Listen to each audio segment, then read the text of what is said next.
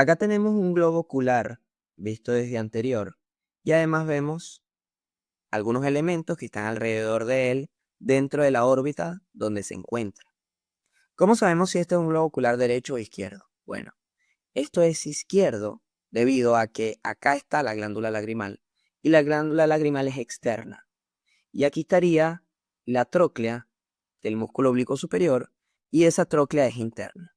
Recordemos en la anatomía del hueso frontal, dijimos que tenía una fosita externa que se llamaba fosita lagrimal para la glándula lagrimal y una fosita interna que se llamaba fosita troclear para la tróclea del músculo oblicuo superior. Eso va a estar en la pared superior de la órbita. Entonces, eso nos indica que donde esté la glándula lagrimal es externo y donde esté el oblicuo superior es interno. Bien. Por otra parte, también hay otra manera de saberlo y es a través de este músculo que es el músculo oblicuo inferior. Fíjense que todos los demás músculos extrínsecos del ojo, que ya los vamos a hablar, tienen una inserción en el anillo tendinoso de Zinc y la otra inserción en el globo ocular. El músculo oblicuo inferior obviamente va a tener una inserción también en el globo ocular, en su parte externa. Pero su otra inserción es, no sé qué le pasó, se volvió loco este ojo. Entonces, su otra inserción es en la pared interna de la órbita, es decir, en el hueso. Entonces, por ende, si yo saco el globo ocular y estos elementos, si yo los saco de la órbita en la disección y dejo la órbita ahí, o sea, lo saco del cráneo, lo saco de la órbita, este músculo va a quedar sin su otra inserción, entonces nos va a quedar señalando hacia el sitio que es interno, porque él se inserta en la pared interna de la órbita. Entonces, cuando veamos el oblicuo inferior así, él nos está señalando como si fuera un bracito, nos está indicando que hacia allá es interno. Bien, ahora bien, tenemos varios músculos de los que podemos hablar en la musculatura extrínseca del ojo. ¿Cuáles son esos? Tenemos el elevador del párpado superior, que en este caso no lo vamos a ver, acá no está. Tenemos a los cuatro rectos, que son el recto superior, el recto inferior, el recto interno y el recto externo. Y también tenemos a dos oblicuos, el oblicuo superior y el oblicuo inferior. ¿Ok? Entonces vamos a ver por qué se llaman rectos los rectos. Pues bueno, porque son rectos. ¿Ok? Se insertan acá en el anillo tendinoso de Zinc. Y el superior va a ir hacia arriba del globo ocular. El interno va a ir hacia la parte interna del globo ocular. El inferior va a ir hacia la parte inferior del globo ocular. Y el externo, por supuesto, va a ir hacia la parte externa del globo ocular. ¿Ok? Esos son los cuatro rectos. Recto superior, recto inferior, recto interno y recto externo. Aparte, también están los oblicuos. Vamos a tener el oblicuo inferior, vamos a empezar con este. El oblicuo inferior que ya lo habíamos mencionado, que él se inserta, tiene una inserción en el globo ocular como todos, pero a diferencia de todos los demás, su otra inserción es en la pared interna de la órbita. Por ende, él queda acá en la parte externa agarrado del ojo y en la parte interna no queda agarrado de nada en el caso de que yo saque el globo ocular de la órbita. Él le pasa por debajo a este músculo que sería el músculo recto inferior. Ahora bien, vamos con el músculo oblicuo superior, que sería este. Fíjense que él va a tener dos vientres. Él va continuo su trayecto hacia interno, él se va hacia interno, llega a la tróclea y después se va hacia la parte superior del globo ocular, pasándole por debajo al músculo recto superior. Entonces, fíjense que él acá tiene la tróclea, que era la que dijimos que era interna. Bien. Ahora bien, hay otros elementos que están alrededor también, como ya les dije. Aquí fíjense, por ejemplo, está la glándula lagrimal, que les dije que era externa. Ok, también es glándula lagrimal. Está externo, el contenido se vierte en el ojo y después ese líquido se va entonces por el aparato lagrimal. Aquí está el saco lagrimal, termina desembocando en el conducto, en el conducto lácrimo-muconasal, en la desembocadura del conducto lácrimo-muconasal que está en el meato inferior de la fosa nasal y las fosas nasales están acá hacia interna. Bien, entonces recordemos eso. Recuérdense que por eso es que cuando la persona llora también moquea, porque está conectado el aparato lagrimal con las fosas nasales.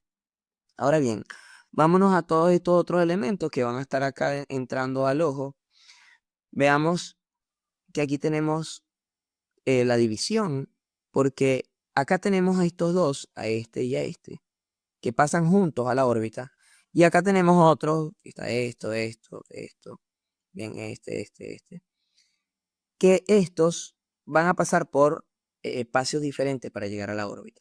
Si yo estoy en el endocráneo y quiero pasar a la órbita, tengo dos puertas. Una que es más interna, acuérdense que esto es más interno, porque aquí está la tróclea, acá. Una de esas es el conducto óptico, donde pasaría el nervio óptico y la arteria oftálmica. Y el otro es la hendidura efenoidal, donde pasan los demás elementos, como las venas oftálmicas, el 3, 4 y 6 de los pares craneales y el quinto 1 de los pares craneales. ¿Ok? Y ahí lo vamos a ir explicando. Entonces, comenzando por los que pasan por el conducto óptico, tenemos acá al nervio óptico que, a diferencia de los demás pares craneales que vamos a encontrar en órbita, uno, él pasa por el conducto óptico. Dos, es mucho más grueso. Y tres, y quizás lo más importante anatómicamente, es que él llega a la parte posterior del globo ocular. Los demás terminan llegando a las estructuras anexas como los músculos o como el ganglio ciliar, pero este no, este termina llegando al globo ocular directamente. Entonces se ve desde la parte central, en la parte posterior, en la región más central del globo ocular, se ve saliendo ese nervio bastante grueso que se va hacia interno, pasa al conducto óptico, llega al endocráneo y cuando está en el endocráneo se une con su homólogo contralateral y forma el quiasma óptico. Por otra parte, también en el conducto óptico pasa la arteria oftálmica. Esta arteria oftálmica es rama de la carótida interna. Dijimos que la carótida interna entraba al endocráneo, nadaba por el seno cavernoso y subía. Cuando sube, acá arriba forma el polígono de Willis, pero justo cuando sube y hace la curva me da una rama, que es la arteria oftálmica que termina entrando por el conducto óptico. Esta después más adentro me da la arteria lagrimal, me va a dar la supratroqueal, etc. Supraorbitaria, o sea, todas esas. Bien. Entonces, por otra parte, vamos a tener a las venas oftálmicas. Estas venas oftálmicas, fíjense que ya aquí dijimos la arteria oftálmica, ahora vamos a hablar de las venas oftálmicas, la que dan el drenaje venoso al globo ocular. Esas venas oftálmicas van a ir desde el seno cavernoso. Entonces dijimos que el seno cavernoso estaba más o menos acá, donde nadan los pares craneales y aparte nada la carótida interna. Y esa carótida interna era la que me daba la arteria oftálmica. Bueno, del mismo seno cavernoso, que como es seno, tiene sangre venosa, ahí le van a llegar estas venas que son dos, la vena oftálmica superior y la vena oftálmica inferior. Y estas van a pasar por la hendidura efenoidal también. ¿Ok? Ahí está. Vena oftálmica superior, vena oftálmica inferior. Por otra parte, hay otros elementos que pasan por la hendidura efenoidal, que van a ser, por ejemplo, el tercer par craneal. Si se fijan, fíjense acá, si lo vemos así, vean como el tercer par craneal, a diferencia de los demás, me da dos ramas, una superior y otra inferior.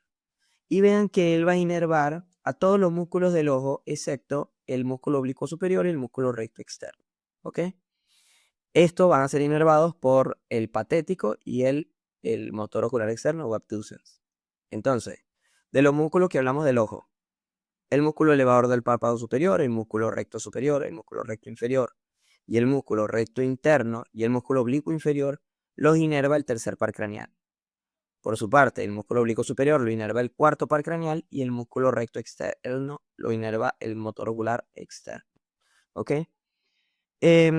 Fíjense entonces como él me termina dando ramas, aquí me termina dando ramas para cada uno de los músculos que inerva. Aquí el recto inferior, acá arriba va a llegar al oblicuo, al recto interno, las ramas para el recto interno. Acá da ramas para el oblicuo inferior, recto inferior. También la superior me da ramas para el recto superior, etc. ¿Ok? Entonces inerva esos músculos. ¿Cuál es la diferencia con los otros músculos, con los otros nervios que están por ahí? Que él me va a dar dos ramas. Ahora bien, tenemos otro, que sería este, que es el nervio patético o par craneal número 4, o cuarto par craneal, o nervio troclear, que él solamente inerva al músculo oblicuo superior, que es el que está acá. Ese es el oblicuo superior, que es el que le dije que tiene la tróclea. Como tiene la tróclea, entonces el cuarto par craneal se le llama también nervio troclear, porque inerva el músculo que tiene la tróclea. Entonces, fíjense que la característica de este es que este entra a la órbita a través de la hendidura efenoidal, al igual que el tercero y el sexto. Y después de que entra a la órbita, se va hacia interno, a diferencia del motor ocular externo que se va hacia externo. ¿Ok? No, ese no es el motor ocular externo. El motor ocular externo es este, exacto. Este. Que se va hacia externo. Entonces el motor ocular externo se va hacia externo y el nervio patético troclear se va hacia interno. ¿Por qué se va hacia interno? Bueno, porque la trochlea es interna y el músculo oblicuo superior tiene la trochlea, entonces este es interno. Entonces él se va hacia acá para terminar inervando a este músculo. ¿Ok? Al oblicuo superior. El sexto par craneal, por su parte, entra también por la hendidura efenoidal, pero él se va hacia externo para inervar al músculo recto externo. Si lo vemos acá abajo, vamos a ver, este sería el nervio abducens o motor ocular externo o sexto par craneal, que va a llegar a la parte interna del músculo recto externo. Fíjense que acá en las piezas es muy común en la disección hacer un corte acá, a nivel del, o sea, en el músculo recto externo, hacer un corte acá, para poder abrirlo como un libro y así poder ver las estructuras que están dentro, desde afuera. ¿Ok? Entonces, si yo abro esto como un libro, cuando lo muevo así voy a ver al sexto par craneal llegándole a esa pared interna del músculo, del libro. Bien. Eso con respecto con los pares craneales oculomotores. Ahora tenemos este otro par craneal que es el nervio oftálmico, quinto 1, también conocido como quinto 1. Acuérdense que el nervio, trigémino me termina dando el ganglio ciliar, perdón, me termina dando el ganglio trigeminal, y ese ganglio trigeminal me va a dar 3 ramas, quinto 1, quinto 2 y quinto 3. El quinto 1, también conocido como nervio oftálmico, va a pasar a través de la hendidura efenoidal y me da 3 ramas. Hay libros que dicen que quien pasa por la hendidura efenoidal es el nervio oftálmico. Hay libros que dicen que quien pasa por la hendidura efenoidal son las ramas del nervio oftálmico, es decir, que se dividió antes. Perdón. Y él ahí me va a ir dando ramas. Aquí voy a buscarlo. Quiero mostrarle. Fíjense, él me da 3 ramas, que bueno, igual acá no se ven bien, pero me va a dar una rama que se va a ir hacia externo, que es la nasociliar, porque aquí veo solamente 2. Me va a ir, se va a ir hacia externo, que es la rama nasociliar, que me va a dar nervios etmoidales para las fosas nasales y también una rama para el ganglio ciliar que se encuentra en esta región. Que acá no lo veo, sí, no está. Acá no está el ganglio ciliar. El ganglio ciliar es uno de los motivos por los cuales se corta el músculo recto externo para abrirlo y ver el ganglio ciliar ahí. Ahí le van a ir llegando a ese ganglio ciliar, le llegan ramas del tercer par craneal, ramas del plexo simpático, pericarotidio y ramas del oftálmico para la inervación parasimpática, simpática y sensitiva del ojo. ¿Ok? Entonces, pero igual ahí no lo veo. Aparte, este nervio que les estoy diciendo, el quinto 1, me da entonces esa rama nasociliar y aparte me da el nervio frontal. Ese nervio frontal se va a ir por arriba de los músculos que están arriba y va a ir adelantando y después se pasa a ser frontal interno, externo, supratronclear, etc. Lo importante es que él va hacia arriba de estos músculos que están acá arriba y va a ir recorriendo en la línea media. Y aparte va a haber otro nervio que es el nervio lagrimal que se va a ir hacia externo y va a llegar a la glándula lagrimal. Entonces, la glándula lagrimal es externa. Las fosas nasales son internas. Y el frontal que está en el medio. Entonces, una rama que se va hacia interno del trigémino, que es la nasociliar, que naso de nasal, ciliar de ganglio ciliar, me da ramas para las fosas nasales y me da ramas para el ganglio ciliar. La glándula, el nervio lagrimal, que iría hacia la glándula lagrimal, entonces se va hacia externo, y en el medio va recorriendo por encima de estos músculos el nervio frontal. Y con eso terminaríamos con lo más importante de globo ocular, sobre todo en su parte macroscópica y las relaciones que tiene, que son bastante importantes y bastante tomables. Un abrazo.